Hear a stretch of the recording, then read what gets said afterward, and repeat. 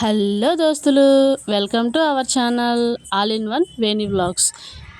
ఈరోజు mini vlog ఏంటంటే, ఇడ్లీ పిండి కొంచెమే ఉన్నప్పుడు అందరికీ టిఫిన్ సరిపోదు అనుకుంటే నేను చెప్పిన విధంగా టిఫిన్ రెడీ చేసుకోండి. చాలా టేస్టీగా చాలా బాగుంటుంది. పిల్లలు కూడా చాలా ఇష్టంగా తింటారు. సింపుల్గా ఉంటుంది అండ్ త్వరగా కూడా అయిపోతుంది. ముందుగా 1.5 కప్పు ఇడ్లీ పిండి తీసుకొని దాంట్లోకి 1 కప్పు గోధుమ పిండి తీసుకొని కొంచెం వాటర్ యాడ్ చేసుకొని బాగా కలుపుకోవాలి.